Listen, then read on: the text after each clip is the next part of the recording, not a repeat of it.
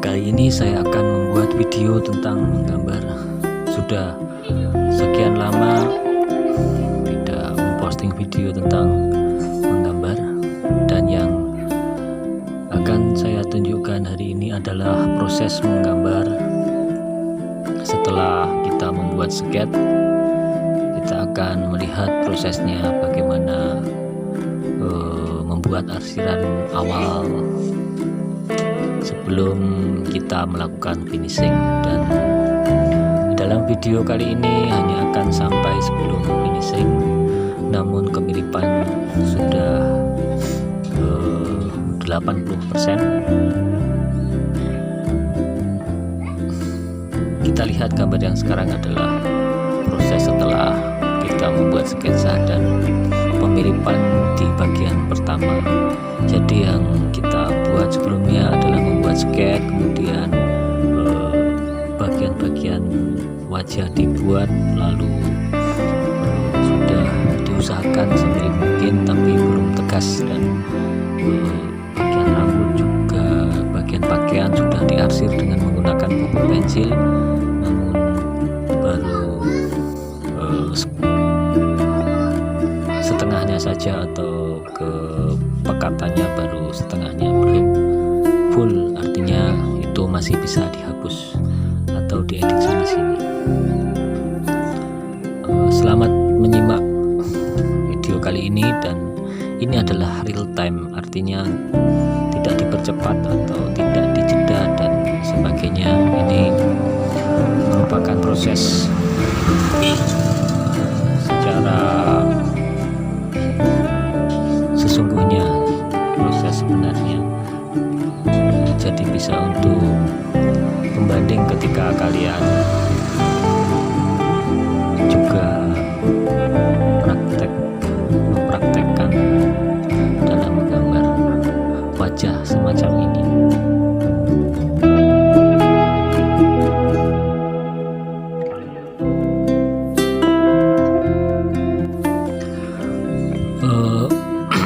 Karena penataan kamera dan pencahayaan barangkali kurang maksimal, kalian bisa menyimak dari penjelasan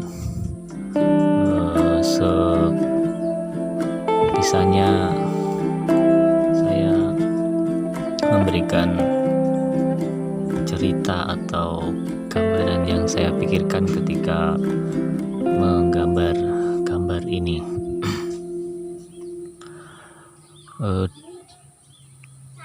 Yang kalian lihat sekarang, saya sedang menggambar bagian mata, dan yang saya pikirkan adalah saya men-setting sudut pandang saya titik demi titik, artinya ini saya mencoba mengarsir sedikit demi sedikit sambil membandingkan dengan foto yang ingin saya gambar. Jadi tidak perlu tergesa-gesa, yang penting kita langsung bisa melihat hasilnya seolah-olah memindah foto itu ke dalam kertas ini.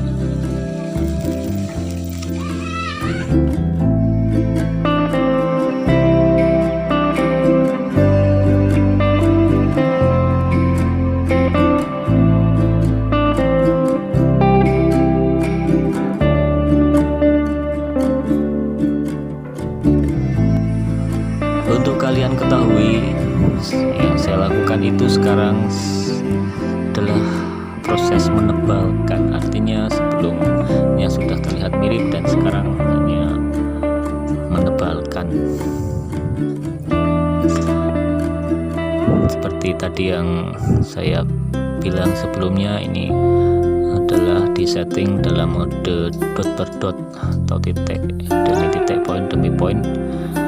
Tapi ya tidak sekecil itu, artinya kita bisa mengira-ira sendiri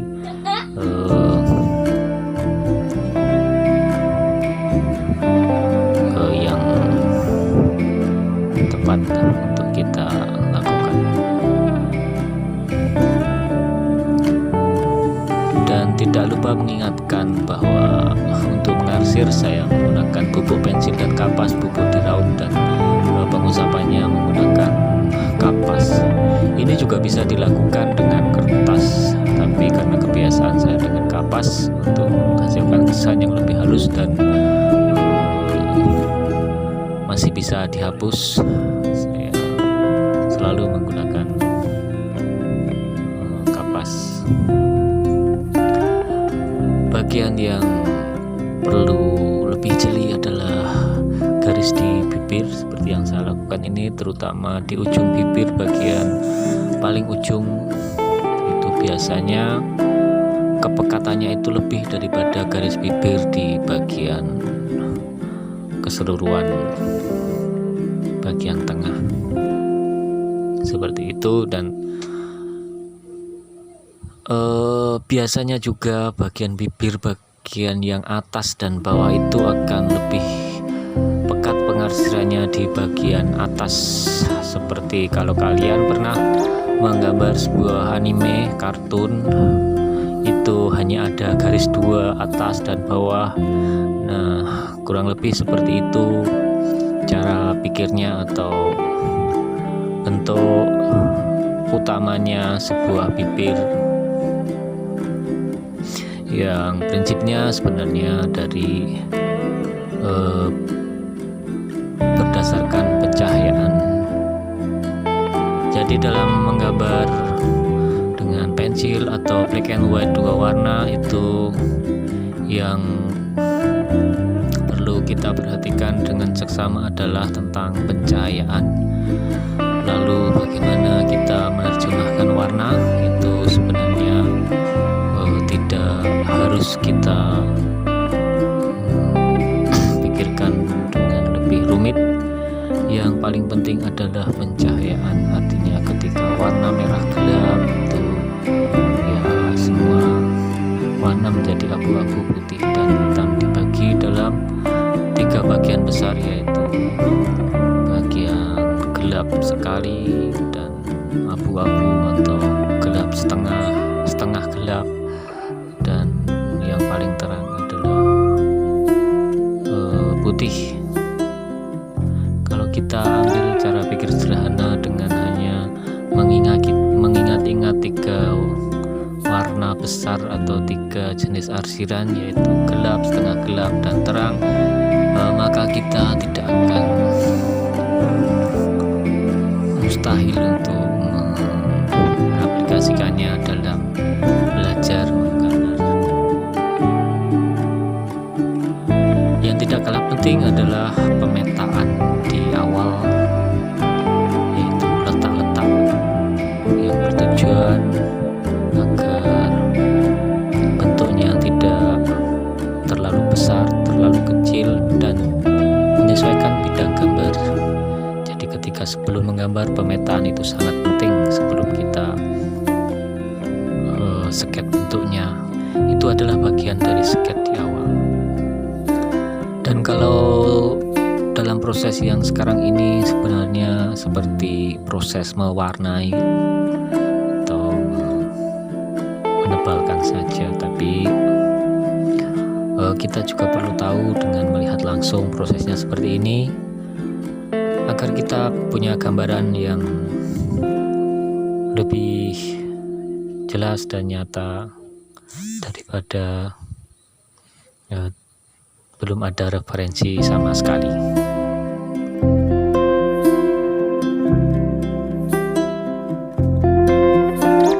Dan untuk kalian ketahui juga, saya membuat grup WA yang di sana kalian bisa diskusi langsung dengan saya, dan linknya nanti akan saya bagikan di deskripsi. Jadi di sana kalian bisa request proses menggambar dengan pensil, mau bagian apa saja silahkan, atau bertanya langsung. Kita berdiskusi, karena pada intinya saya juga belum ahli, hanya bermodalkan sabar telaten dalam menggambar. Jadi ketika saya disuruh untuk menggambar secara cepat seperti mereka, saya juga belum bisa, karena basic saya adalah belajar sedikit demi sedikit, tidak langsung bisa seperti mereka. Dan metode ini menurut saya malah bisa ditiru daripada yang spektakuler. Nanti di sana kita bisa sharing trik-trik yang kita temukan sendiri dalam proses belajar kita. Kalian bisa langsung saja gabung ke grupnya, karena memang yang hobi belajar menggambar seperti ini kurang banyak saya lihat di dalam grupnya. Banyak yang keluar masuk, karena memang dalam menggambar itu butuh kesabaran, dan barangkali itu tidak semua orang telaten dalam mempelajarinya. Yang diinginkan adalah cara-cara yang lebih aplikatif dan instan. Tapi kalau dipikir lagi, sebenarnya aplikatif dan instan itu juga akan kita temukan sendiri dalam prosesnya. Kita lebih memperbanyak jam terbang menggambar dan menggambar. Dan di sisi lain, menggambar itu bagi saya juga merupakan sebuah hal yang bagus, pengaruhnya untuk pikiran kita, untuk otak kita. Seperti halnya seni lain, yaitu seni musik, menggambar juga akan membuat otak kita lebih banyak referensi, lebih banyak pertimbangan, dan barangkali akan berpengaruh dalam kehidupan nyata kita. Karena kita belajar menggambar tidak harus menjadi seorang pelukis, tapi paling tidak itu menambah daya jual enggak, maksud saya kualitas sumber daya manusia kita dalam memandang sesuatu, menghayati sesuatu, dan sebagainya. Ini bisa kalian lihat proses saya meraut pensil untuk menciptakan pupuk pensil, membuat pupuk pensil yang akan kita gunakan untuk mengarsir dengan lebih cepat. Dan ini juga butuh telatenan, karena ketika kita tergesa-gesa maka akan sama juga hasilnya, tidak rata. Seperti itu saya membuat pupuk pensil.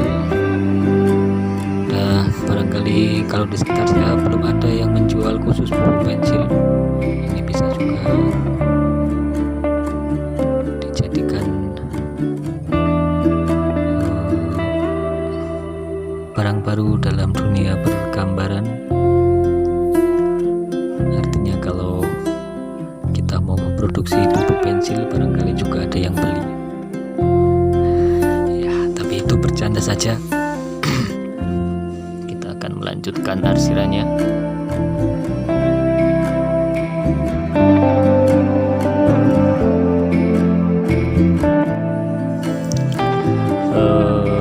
Tahukah kalian berapa lama saya bisa menggambar sebuah wajah?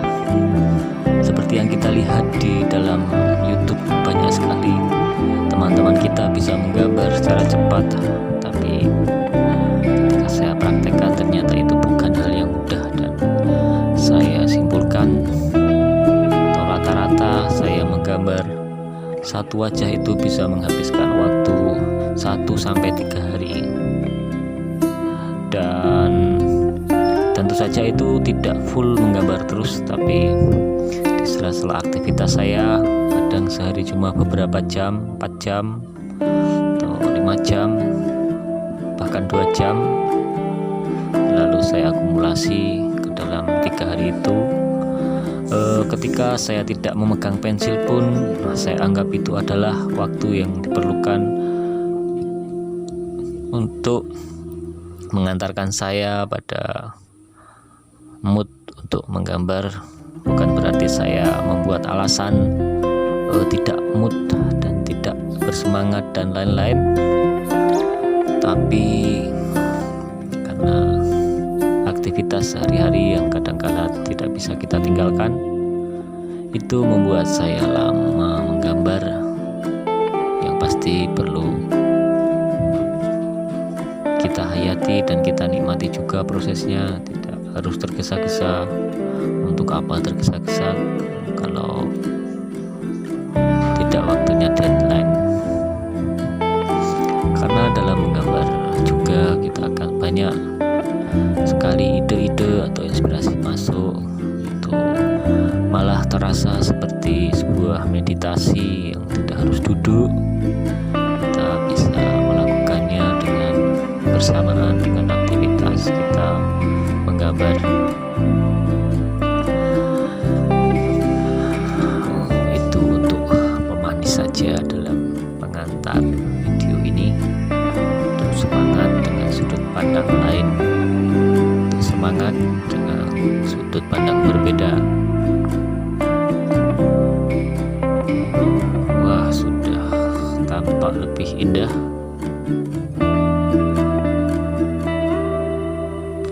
Kita mulai menggunakan kapas untuk menghaluskan, mengarsir bagian-bagian yang seolah-olah terkena bayangan.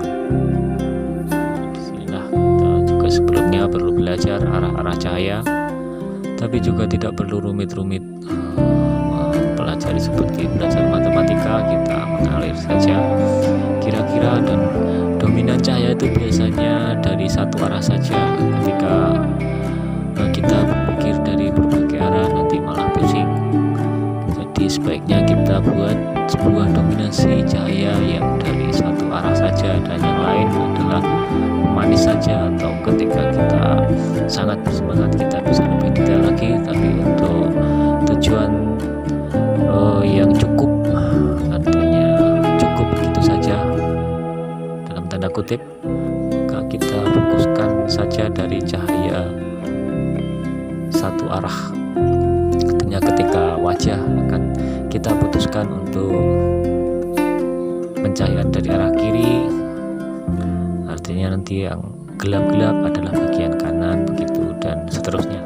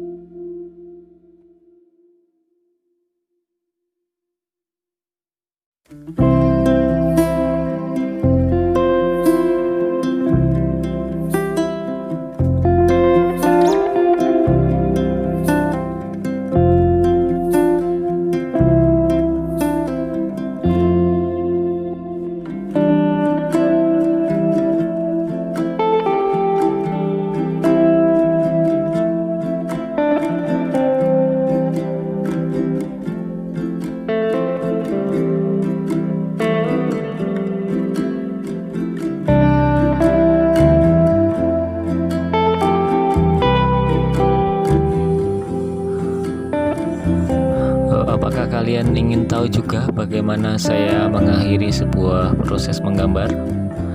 Dan ini saya rasakan juga begitu unik ketika kita melakukan proses menggambar. Kadangkala kita dalam tanda kutip tidak ada habisnya, atau tidak tahu kapan ini selesainya.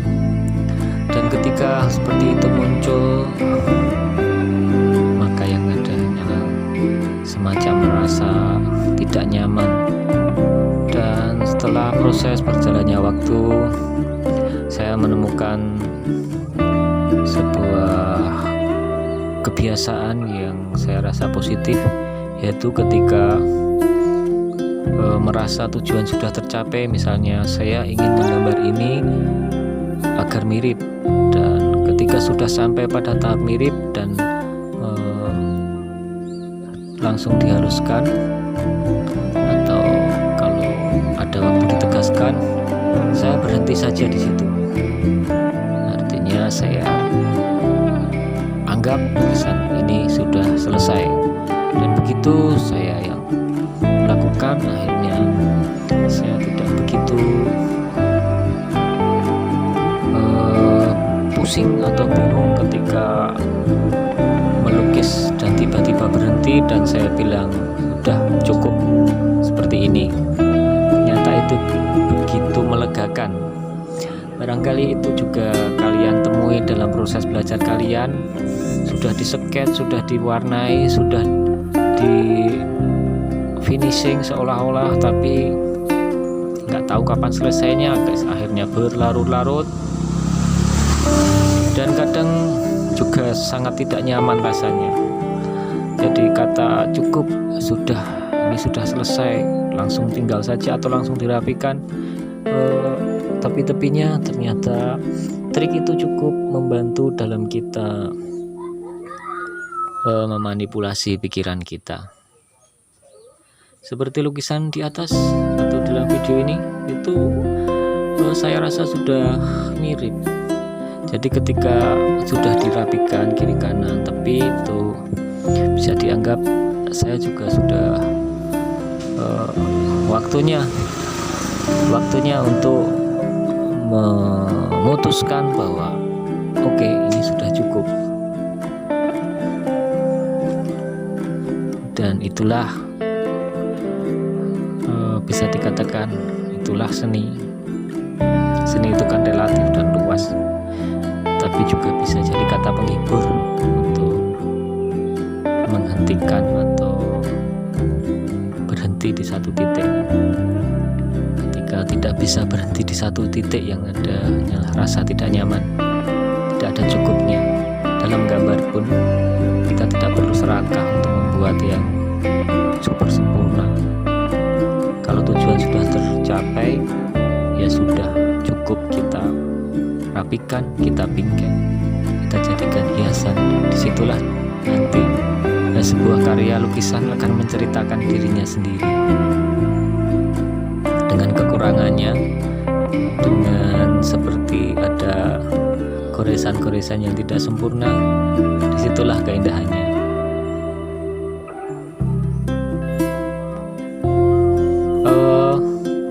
Saya rasa sudah cukup di sini, sampai di sini. Yang digarisbawahi adalah di akhir-akhir video adalah kata cukup, maka saya juga mencukupkan video ini sampai di sini dulu. Silahkan melanjutkan menonton video ini sampai akhir. Jangan lupa like, di subscribe untuk update video-video saya selanjutnya tentang menggambar. Untuk yang selanjutnya ini belum ada